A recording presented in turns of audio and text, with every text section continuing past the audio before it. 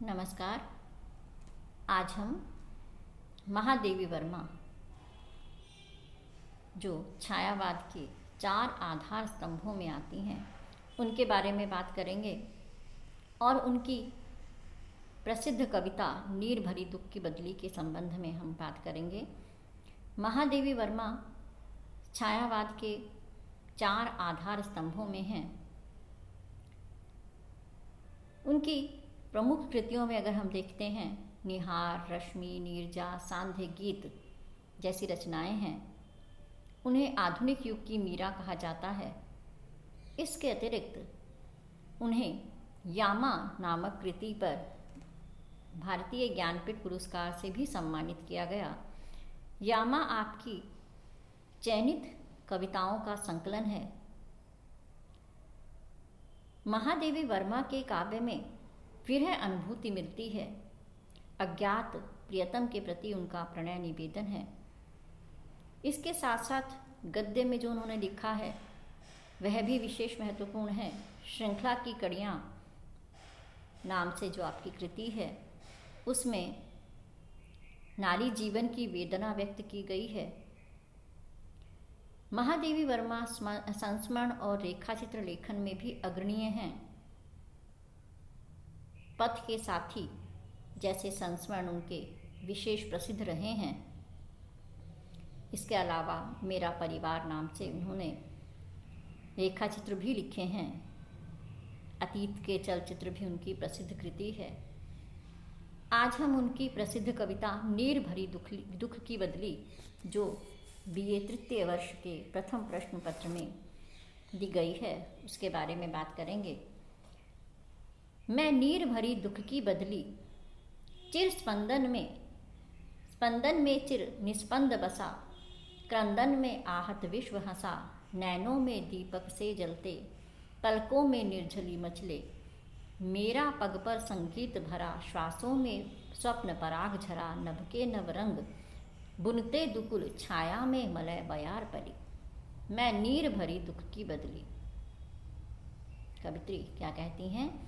मैं जल से भरी हुई दुख की बदली के समान हूँ। यहाँ पर भी नारी जीवन की वेदना दिखाई देती है।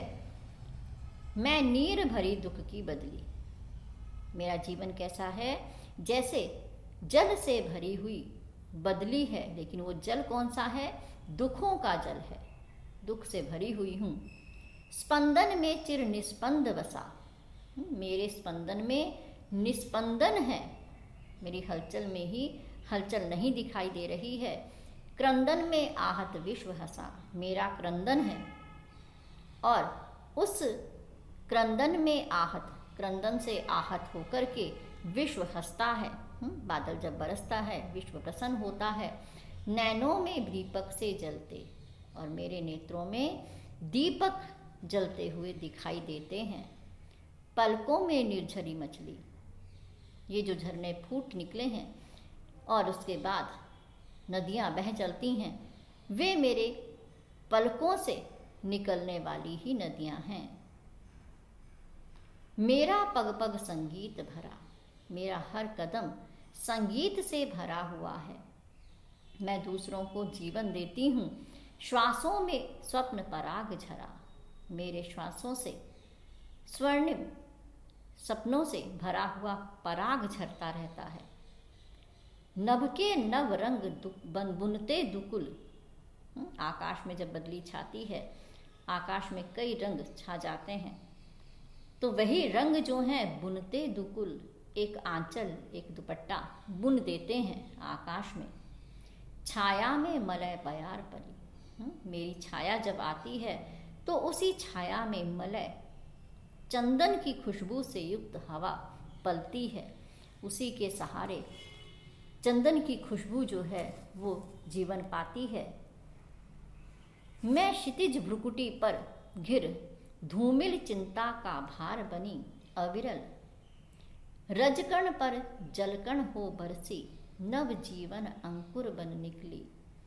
पथकों ने मलिन करता आना, पदचिन न दे जाता जाना, सुधी मेरे आगम की, जग में सुख की सिहरन बन अंत खिली, विस्तृत नभ का कोई कोना, मेरा न कभी अपना होना, परिचय इतना इतिहास यही, उमड़ी कल थी मिट आज चली।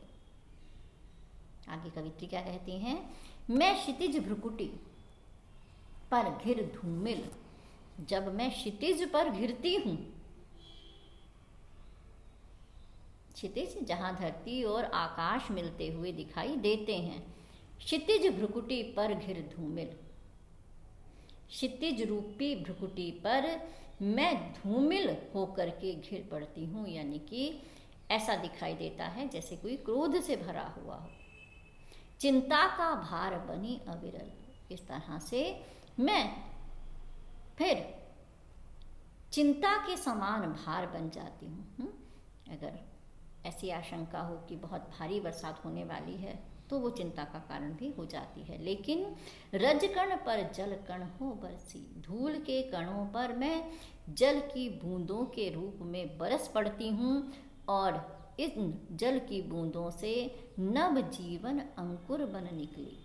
फिर मैं ही नए जीवन के रूप में, नए अंकुर के रूप में फूट निकलती हूँ और इस तरह से नवजीवन देती हूँ। और इस पर भी बड़ी बात क्या है, पथ को न मलिन करता आना। बदली आकाश में आती है, बरसती है, चली जाती है, लेकिन उसका कोई चिन्ह हमें आकाश में बाद में दिखाई नहीं देता है। बरसात के बाद एकदम से आकाश साफ हो जाता है और हमें वहाँ पर कोई भी चिन्ह दिखाई नहीं देता है। तो कवित्री क्या कहती हैं, पथ को न मलिन करता आना, मेरा आना किसी भी रास्ते को मलिन नहीं करता है, पद चिन्ह न दे जाता जाना। और जब मैं चली जाती हूँ तो भी पीछे कोई पद चिन्ह, कोई निशान नहीं रह जाता है। सुधी मेरे आगम की जग में, सुख की सिहरन बन अंत खिली। और अंततः क्या होता है, जब इतना नवजीवन संसार में फूट निकलता है तो मेरे आगमन की सुधी याद ही सुख की सिहरन बन करके लोगों के मन में खुशी की लहर ला देती है। जो नवजीवन मुझसे मिलता है वह अंततः मेरे आगम की सूचना, मेरे आगम की सुधी, मेरे आगम की याद जो है वो सुख की सिहरन बन जाती है। यानी कि मैं किसी को भी दुख दे करके नहीं जाती हूँ। फिर भी विडंबना देखिए, विस्तृत नभ का कोई कोना, इस विशाल आकाश का कोई भी कोना मेरा न कभी अपना होना, कभी भी मेरा नहीं होता है। मैं आती हूँ इस आकाश में, धरती को हरा भरा कर देती हूँ, लेकिन फिर भी कहीं पर भी मेरा कोई घर नहीं है। विस्तृत आकाश होने के बावजूद मेरा कोना, मेरा स्थान कोई नहीं है। बस परिचय इतना इतिहास यही, उमड़ी कल थी मिट आज चली। मेरा परिचय और मेरा इतिहास यही है कि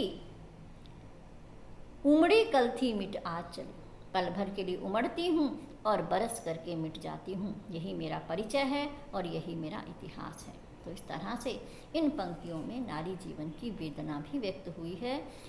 ये अंतिम जो पंक्तियाँ हैं, विस्तृत नभ का कोई कोना, मेरा न कभी अपना होना, परिचय इतना इतिहास यही, उमड़ी कल थी मिट आज चली, विशेष महत्वपूर्ण पंक्तियाँ हैं।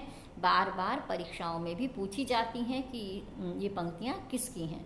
तो इस दृष्टि से भी इनको करेंगे और व्याख्या के लिए भी हम इन पंक्तियों को देखेंगे। तो आज हमने महादेवी वर्मा की प्रसिद्ध कविता नीर भरी दुख की बदली की बात की। अगली क्लास में हम उनकी और कविताओं को देखेंगे। नमस्कार।